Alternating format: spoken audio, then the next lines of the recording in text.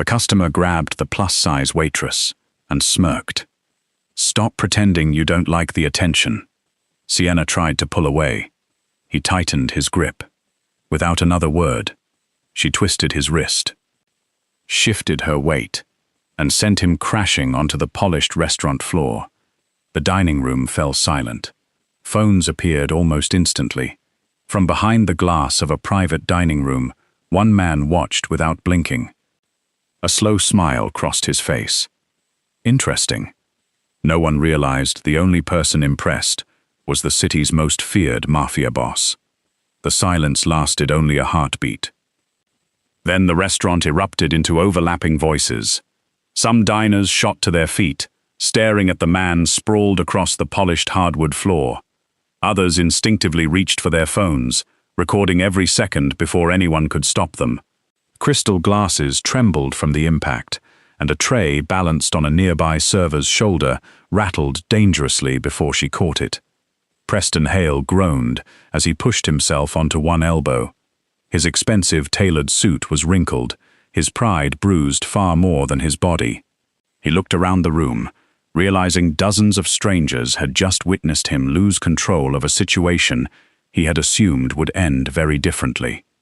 His face flushed crimson. "You assaulted me!" he shouted, pointing an accusing finger at Sienna. "Do you have any idea who I am?" Sienna's breathing came quickly, but her voice remained remarkably steady. "I asked you to let go. You attacked a paying customer. I defended myself." The distinction hung heavily in the air. No one moved. No one interrupted. Every person in the dining room had seen at least part of what happened, yet each perspective was incomplete. Some had noticed Preston cornering the waitress. Others had looked up only after hearing him hit the floor. Within moments, 2 security officers hurried into the dining room. "What happened here?" one asked. Before anyone else could answer, Preston surged to his feet. "Arrest her," he demanded. "She attacked me without warning. I want the police here immediately." Several guests exchanged uncertain glances. One elderly woman quietly shook her head. "I saw him grab her first." Another customer frowned. "I only saw the throw." A businessman muttered, "That looked excessive." The conflicting voices blended into confusion. Sienna resisted the urge to explain herself repeatedly. Her father had once told her that panic made honest people sound guilty. Instead, she took one slow breath. "He wouldn't let me leave." The room became quieter again. Security turned toward Preston.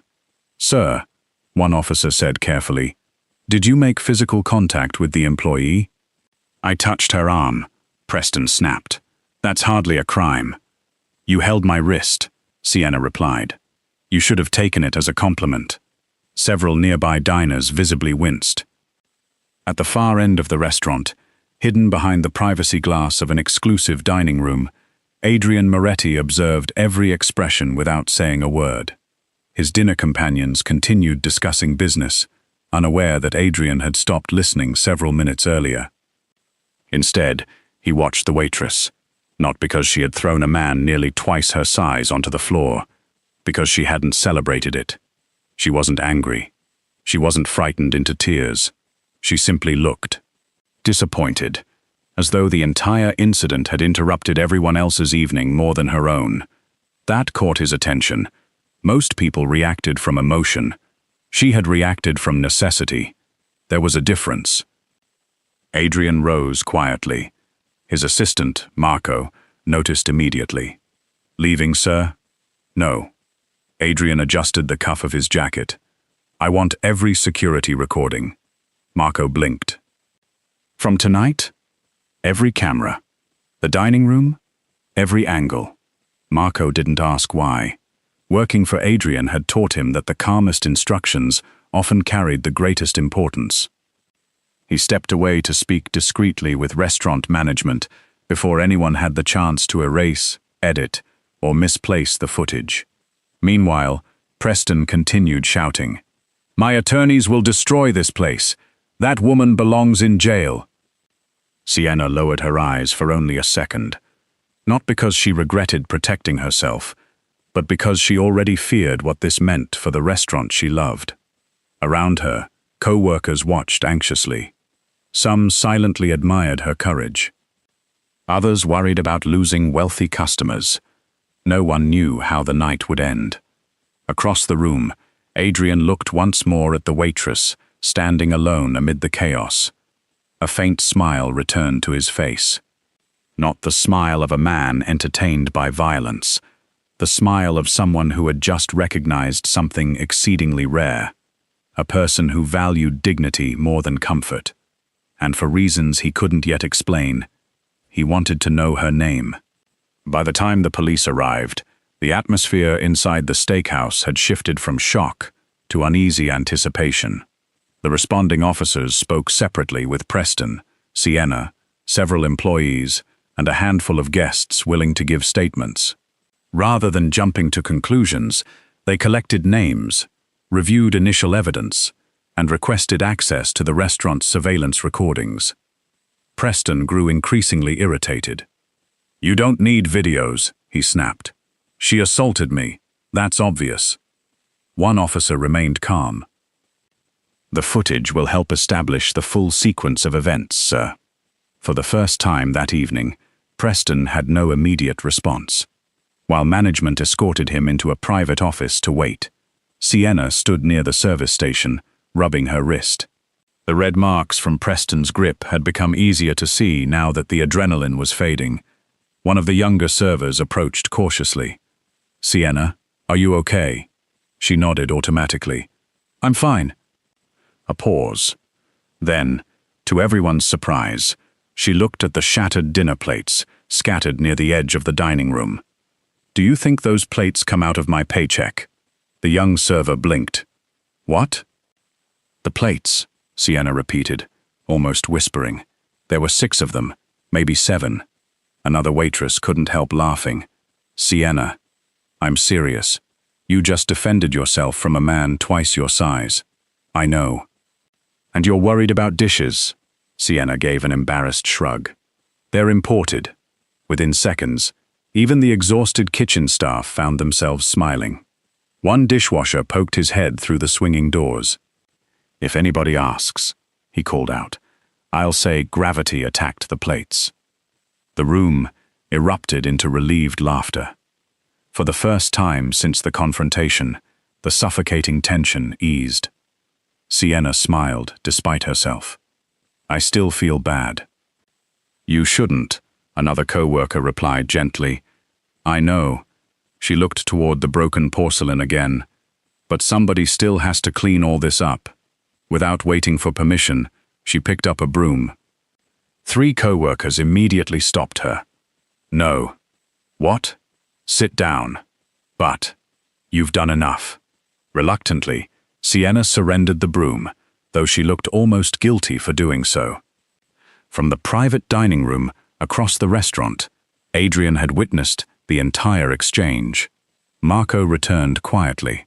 The manager agreed to preserve every security recording. "Good. And—" Marco hesitated. The police seemed to be treating this as possible self-defense. Adrian nodded once. As they should. Marco followed Adrian's gaze toward the service station.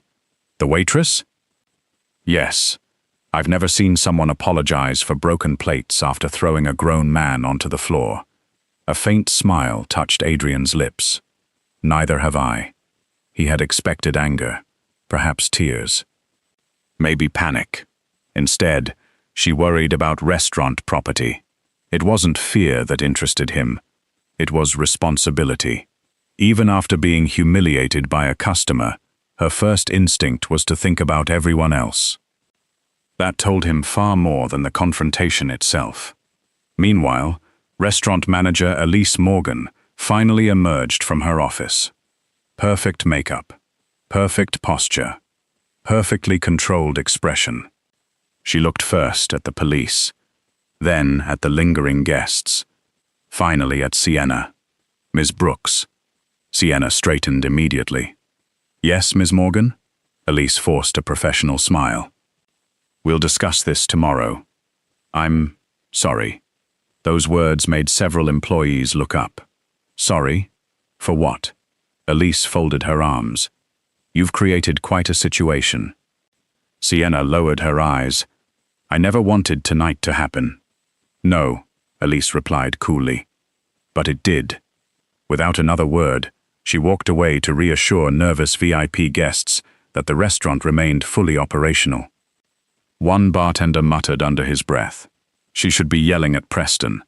Another answered quietly, "She's worried about the restaurant's reputation."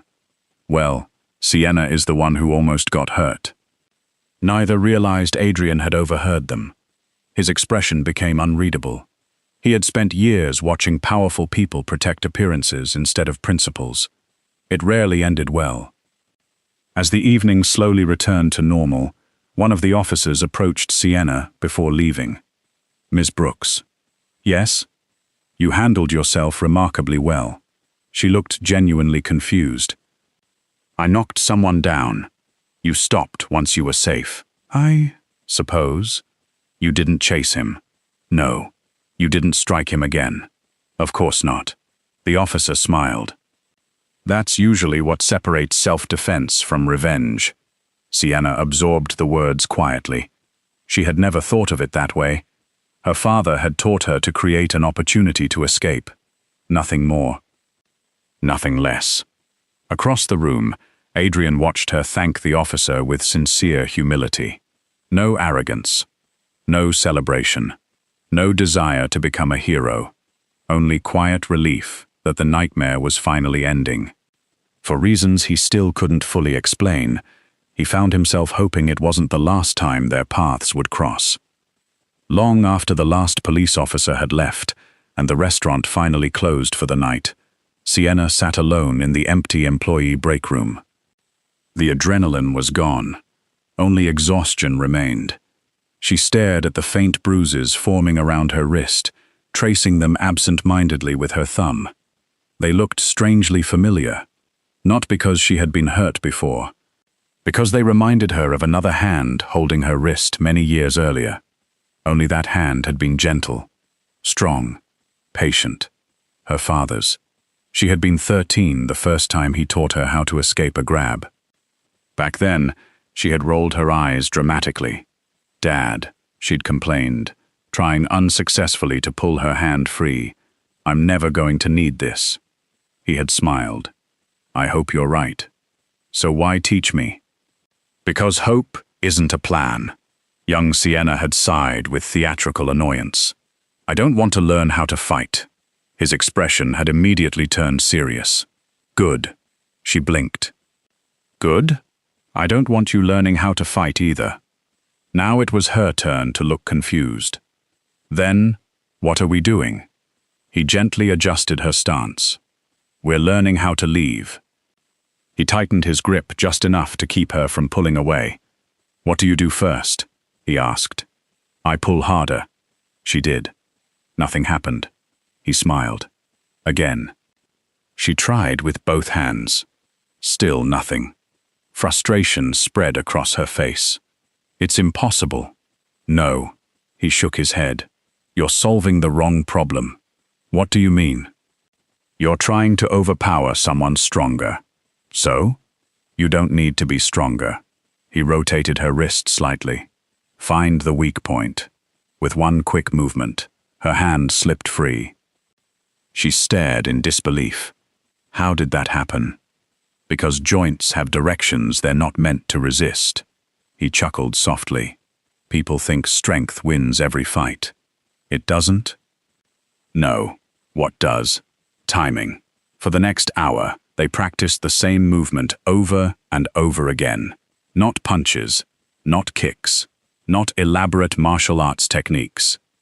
Just one escape. Again, and again, and again.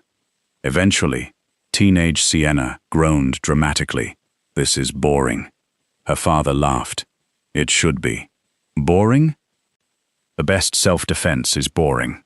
She frowned. "I thought it'd be exciting." "If it's exciting," he said quietly, "something has already gone terribly wrong." Those words stayed with her long after the lesson ended. Before they packed up, he knelt so they were eye level. His voice became unusually calm. Sienna? Yeah? I want you to remember one rule. She nodded. If you can run, run. If someone insults you, walk away. If someone starts a fight, leave. If someone blocks your path. She hesitated. His eyes met hers.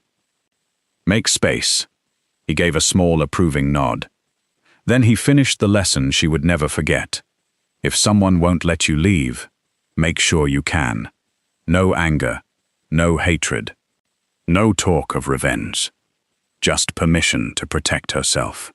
Years later, after her father's unexpected death, that afternoon became one of the memories she treasured most. Her Aunt Gloria, a former police officer, had continued those lessons.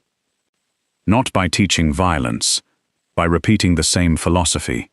Your father was right, Gloria often said. The goal isn't to win, it's to go home. Every few months they practiced together. Simple wrist escapes, breaking someone's balance, creating enough distance to run. Nothing more, nothing less. At times, Sienna wondered whether those quiet evenings in her aunt's garage had been unnecessary. For nearly 20 years, she had never needed any of it. Until tonight. Back in the present, tears gathered quietly in her eyes. Not from fear, from gratitude. If her father had never insisted, if Gloria had stopped practicing, if she had frozen instead of reacting, the evening might have ended very differently. She whispered into the empty room. You were right, Dad. No one answered. Yet somehow she felt as though he already knew. Across the city, Adrian sat alone in the back seat of his car, while Marco reviewed preliminary reports from the restaurant. The surveillance manager says there are multiple camera angles. Good. And witnesses confirm the customer refused to let her leave. Adrian looked out the window. She didn't attack. No. She escaped. Marco glanced at him in the rearview mirror. That's an important distinction. Adrian nodded slowly. The most important one. For years he had built an empire by studying people. Most revealed themselves under pressure. Tonight, Sienna Brooks had done the same. She hadn't used force to dominate.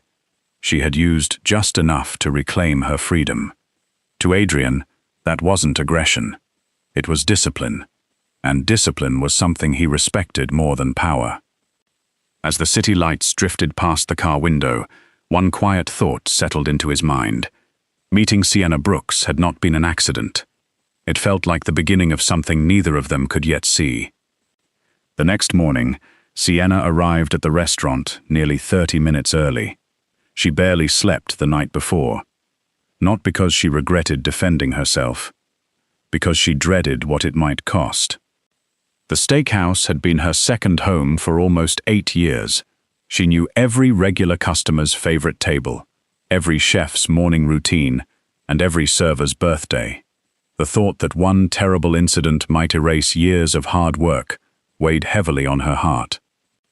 As she stepped through the employee entrance, conversations stopped. A few co-workers offered sympathetic smiles. Others avoided eye contact, unsure what to say. One hostess hurried over and wrapped Sienna in a brief hug. I'm glad you're okay. Sienna smiled faintly. So am I. Before either woman could continue, Elise Morgan appeared from her office. Ms. Brooks. Her tone was polite, cold, professional. Please come with me. The office door closed quietly behind them. Elise folded her hands neatly across the desk. I've reviewed the preliminary reports. Sienna remained standing. I understand. The situation has become complicated. I know. Our legal department is already receiving inquiries. Sienna lowered her eyes. I'm sorry. Elise sighed. This isn't about whether you're sorry. Then what is it? Our reputation. The answer landed like a stone. Elise continued. Videos from last night are spreading online. Already? They're everywhere. Sienna felt her stomach tighten. Somebody had uploaded one of the recordings less than an hour after the incident. By sunrise, millions of people had already watched fragments of the confrontation. Fragments. Not the whole story. Only the moment Preston crashed to the floor. Without context, it looked shocking. Without context, it looked violent. Elise slid a printed document across the desk. Pending the investigation, I'm placing you on temporary suspension. Sienna stared at the paper. Not fired. Suspended. Even so, the words hurt. For how long? Until we determine whether your actions violated company policy. Sienna looked up slowly. I was trying to leave. I understand that's your position. My position. Elise's expression remained carefully neutral. The restaurant cannot appear biased before all evidence has been reviewed. Sienna wanted to argue. Instead, she nodded quietly. When should I return my uniform? Elise blinked. You don't need to. Oh? A brief silence followed. Should I still water the plant in the staff lounge? Elise looked genuinely confused. The plant? I usually water it every Thursday. For the first time that morning, Elise seemed at a loss for words. Even now, Sienna was worrying about a struggling office fern. Outside the restaurant, public opinion grew louder by the hour. Television stations replayed the short cell phone clip repeatedly. Social media exploded with debate. That waitress overreacted. No woman should put her hands on a customer. Others disagreed just as passionately. Watch how he grabs her wrist. She only escaped. Good for her. The internet had reached its familiar verdict. Everyone had an opinion. Very few had the full story. Meanwhile, Preston Hale wasted no time. He appeared outside his attorney's office, surrounded by cameras. This level of violence against customers cannot be tolerated, he declared dramatically. My legal team will pursue every available remedy. Reporters scribbled furiously. One journalist asked, witnesses claim you repeatedly grabbed the employee. Preston's smile faltered. I was merely trying to get her attention. Another reporter pressed further. Did she ask you to let go? No further questions. He walked away before anyone could ask another. Across town, Adrian watched the interview from his office. The television remained muted. He didn't need sound to recognize dishonesty. Marco entered carrying a secure tablet. The surveillance recordings have been preserved. All of them? Every camera. And copies. Already encrypted. Adrian nodded with quiet satisfaction. Good. Marco hesitated. Mr. Hale's attorneys have begun contacting the restaurant. I expected that. They're demanding compensation. Adrian looked once more at the frozen image of Preston, confidently addressing reporters. The loudest story, Adrian said calmly, is rarely the true one. Marco understood immediately. You think the footage will change everything? I don't think. Adrian's gaze settled on the tablet containing every angle of the confrontation. I know. For the first time since the incident, he allowed himself a small smile. Truth had an advantage over lies. It didn't need to be invented. It only needed the chance to be seen. And very soon, everyone would see exactly what had happened inside that dining room. 3 days after the incident, the restaurant's conference room became the center of attention. Representatives from corporate headquarters sat on one side of the long table. Restaurant management occupied the other. 2 attorneys observed quietly, legal pads open before them. Near the back of the room sat Sienna. She had been asked to attend, but not to speak unless questioned. She folded her hands tightly in her lap, wondering whether this meeting would determine the future she had spent 8 years building. Across the table, Preston Hale looked as confident as ever. His expensive suit was immaculate. His expression suggested the outcome had already been decided. I trust, he said smoothly, we can resolve this without unnecessary complications. No one answered. Instead, the lead investigator dimmed the lights. We'll begin reviewing the surveillance footage. The first camera showed the dining room from above. Sienna approached Preston's table with a professional smile, placed his order before him, and politely asked whether he needed anything else. Nothing unusual. The second camera captured a different angle. Preston leaned back in his chair and made a comment that caused Sienna's smile to fade politely. She answered briefly and turned to leave. Then came the third recording. Crystal clear. Preston reached out. His fingers wrapped firmly around her wrist. The room fell silent. On the screen, Sienna tried to continue walking. She couldn't. The footage contained no audio, yet her lips were easy to read. "Please let go." Preston laughed. Instead of releasing her, he tightened his grip and stepped into her path. The fourth camera showed nearby guests beginning to notice. One couple exchanged uneasy glances. Another diner looked ready to intervene. Then everything happened exactly as Sienna had described. She twisted toward the opening in his grip, shifted her weight, redirected his balance. Preston crashed backward onto the floor. She immediately stepped away. She did not strike him again. She did not yell. She did not advance. She simply created distance. The investigator paused the recording. No further physical contact occurred after the escape. No one disagreed. The remaining cameras confirmed the same sequence from different perspectives. Every angle told the identical story. Sienna attempted to leave. Preston prevented her. She escaped using only the force necessary to regain her freedom. Nothing more. Nothing less. The room remained silent for several long seconds. One attorney finally cleared his throat. "Mr. Hale," Preston shifted uncomfortably. "Would you care to explain why you continued restraining an employee after she attempted to leave?" He searched for an answer. None came. "The video speaks for itself," another attorney said quietly. For the first time since the investigation began, Preston looked genuinely uncertain. Outside the conference room, another version of the same footage was already spreading across social media. This time, people weren't watching a 10-second cell phone clip. They were watching the complete incident. Public opinion shifted with astonishing speed. She asked him to let go. She tried to walk away twice. That wasn't an attack. That was textbook self-defense.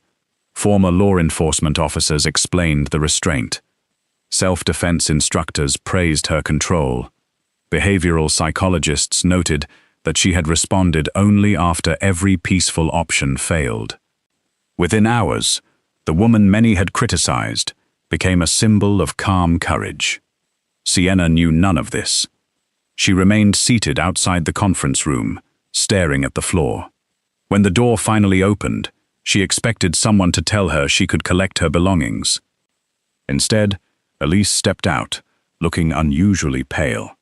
Before she could speak, another group entered the building, well-dressed, calm, confident. At their center walked Adrian Moretti. Every executive in the restaurant immediately stood. Even the corporate representatives looked surprised. "Mr. Moretti."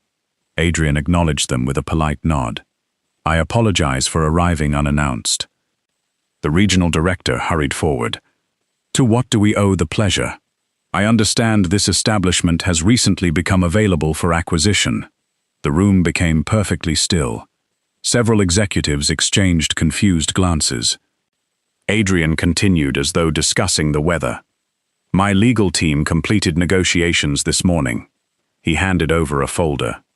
"The purchase has been finalized." Silence. Complete silence. Within a single morning, ownership of one of the city's most prestigious restaurants had changed hands. Adrian looked around the room before his eyes settled briefly on Sienna. His expression remained calm, professional, yet unmistakably warm.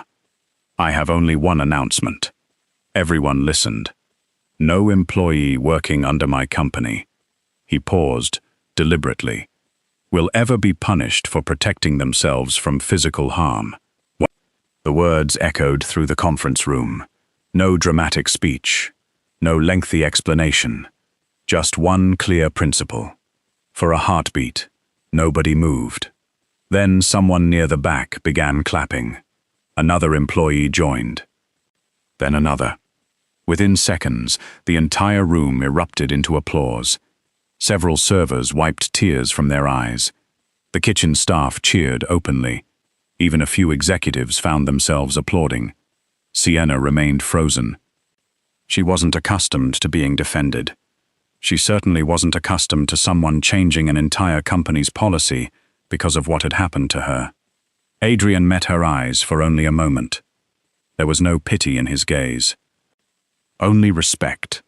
In that brief exchange, Sienna understood something important. He hadn't rescued her. He had simply refused to let the truth lose to convenience.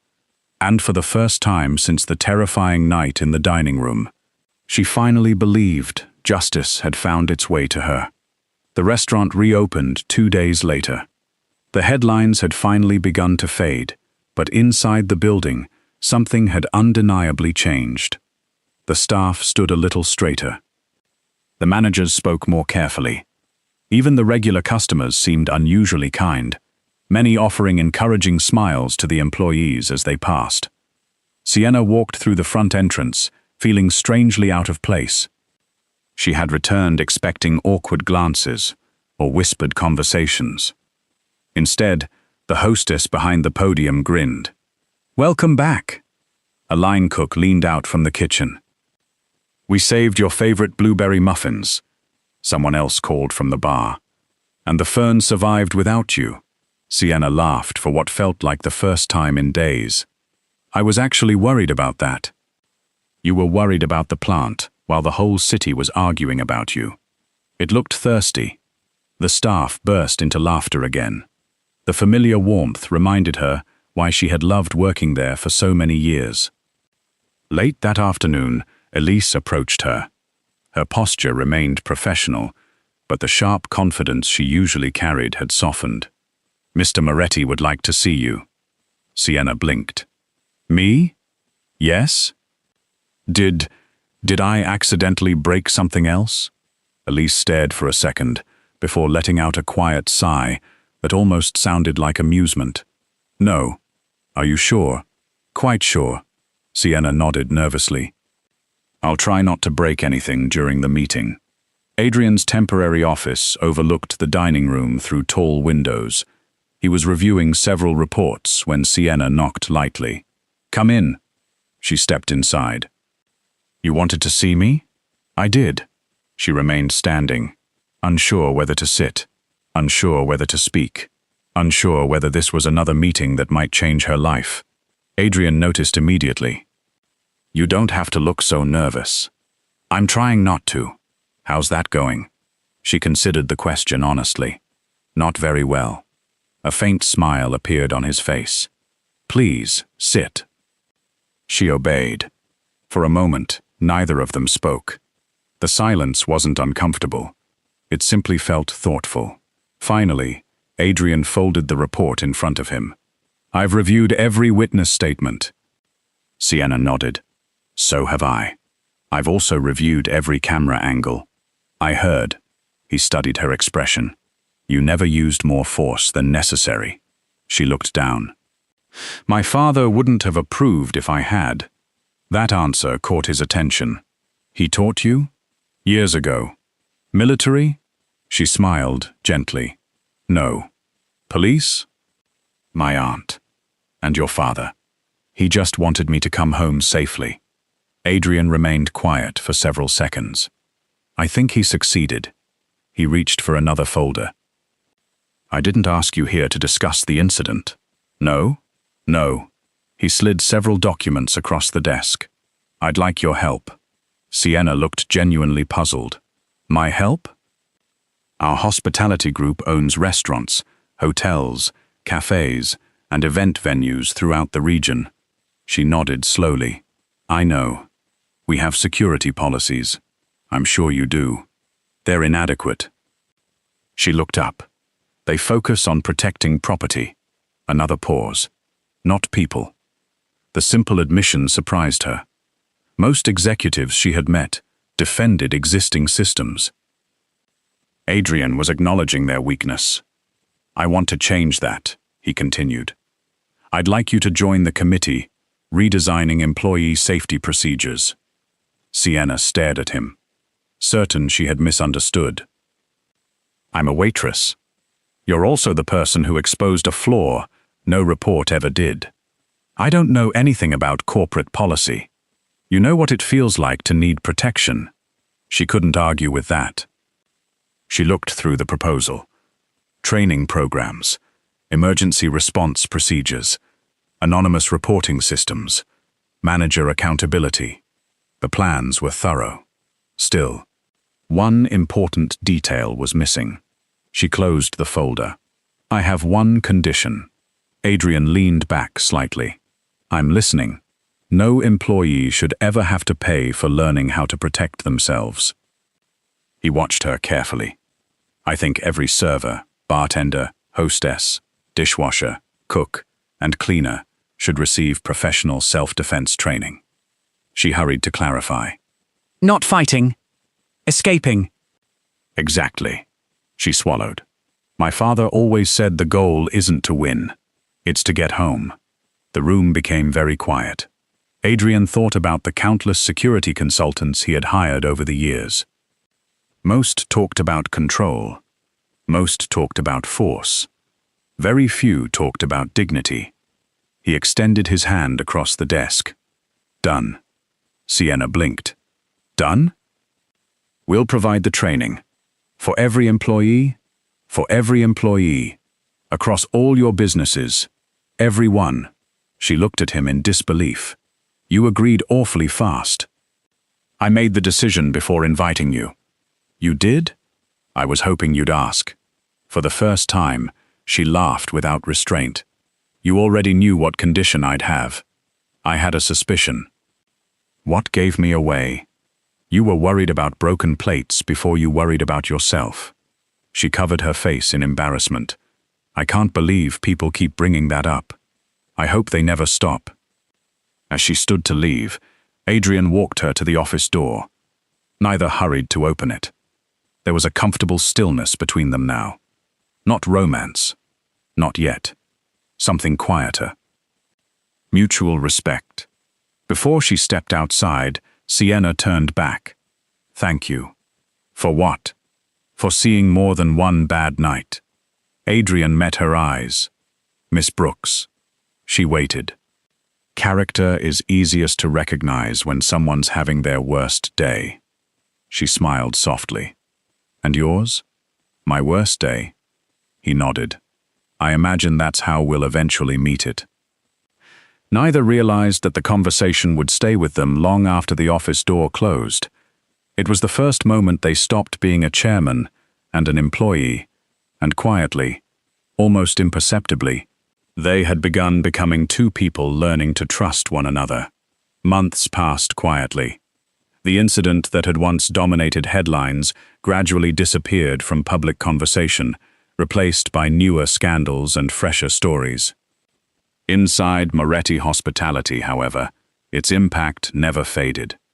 Every restaurant now displayed clear workplace safety policies near employee entrances. Managers completed mandatory training on handling harassment complaints. Anonymous reporting systems became standard.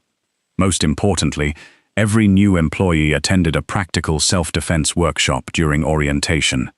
Not to learn how to fight, to learn how to get home safely. The idea had begun with one waitress. Now it protected thousands. Sienna found herself traveling between different restaurants several days each month. She spoke with servers, bartenders, hosts, cooks, and cleaners. Instead of standing behind a podium delivering lectures, she preferred gathering everyone into small circles. She always began the same way. "I'm not here because I'm brave." The room would inevitably grow quiet. "I'm here because one day I was scared, and someone had taught me what to do." That honesty mattered. People listened because she never pretended to be fearless. She simply refused to let fear decide for her. Adrian attended many of those sessions without announcing himself. Sometimes he stood near the back of the room. Sometimes he watched through the office windows. Occasionally he asked thoughtful questions after everyone else had left. He rarely interrupted. He preferred observing. Each month, he discovered another reason to admire Sienna. She remembered every employee's name. She noticed who seemed anxious. She quietly checked on the dishwasher who had recently lost his mother. She congratulated a young hostess after her college acceptance. She even learned enough Spanish to thank several kitchen employees in their own language. Leadership, Adrian realized, wasn't always found in boardrooms. Sometimes it wore an apron. One rainy evening, after finishing a training session at one of the company's hotels, Adrian offered to drive Sienna home. She hesitated for only a moment before accepting. The city lights shimmered across the wet streets as silence settled comfortably between them. Unlike their first meetings, the quiet no longer felt uncertain. It felt familiar. Halfway through the drive, Adrian finally spoke. "Were you scared that night?" Sienna looked out the window. For a long moment, she didn't answer. Then she laughed softly. "Terrified." Adrian glanced toward her. "You didn't look terrified." "I know." She smiled to herself. "I was shaking so badly afterward that I spilled tea all over the break room. You never mentioned that. I was hoping nobody noticed. I don't think anyone did." "They did." She laughed again. "They were just kind enough to pretend they didn't." The warmth in her voice made Adrian smile. "So what happened?" "You mean, when he grabbed me?" He nodded. Sienna rested one hand lightly against the car door. "I remember thinking about running, but you couldn't. He wouldn't let me." Another brief silence. "My father always said fear isn't the enemy." Adrian looked at her curiously. "What is?" "Letting fear make your decisions." She met his eyes. "I was terrified." She shrugged gently.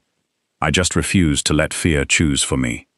Those words stayed in the car long after she finished speaking. For a man who had spent years building power through discipline, they felt profoundly true. Over the following weeks, something subtle changed between them. Neither acknowledged it aloud. Adrian began finding reasons to visit whichever location Sienna happened to be working in. Sometimes he ordered coffee he didn't particularly want. Sometimes he arrived just as her training sessions ended. Employees noticed. The rumors began almost immediately.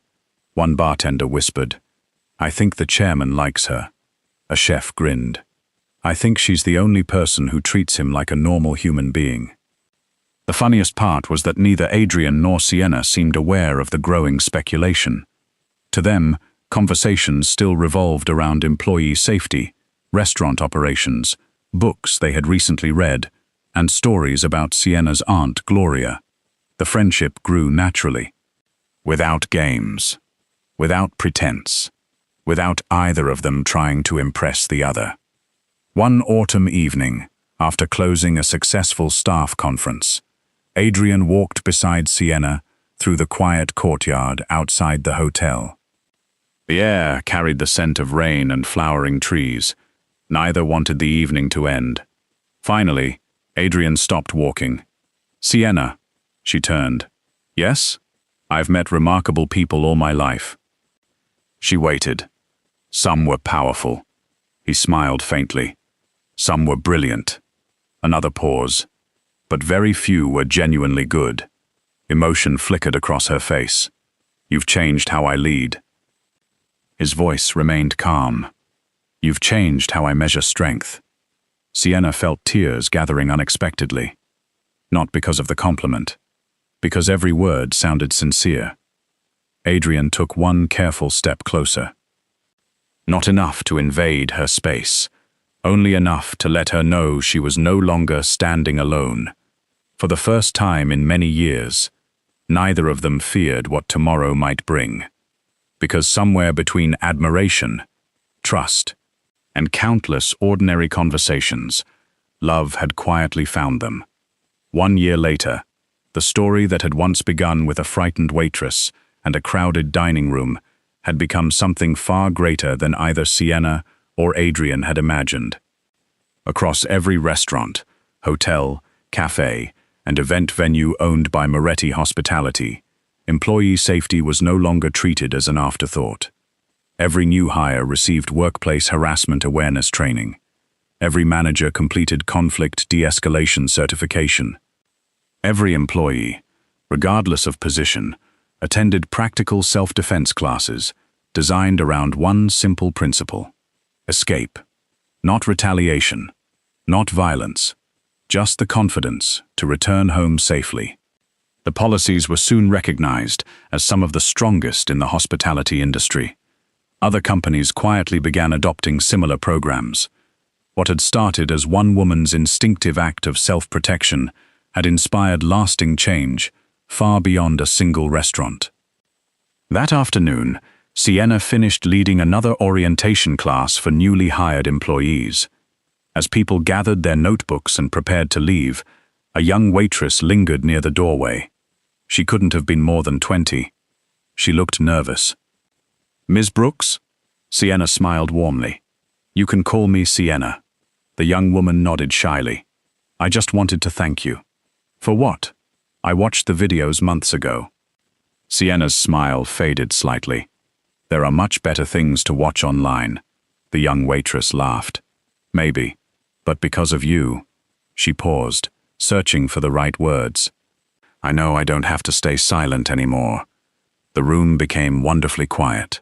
Sienna felt unexpected emotion rise in her chest. She gently squeezed the young woman's hand.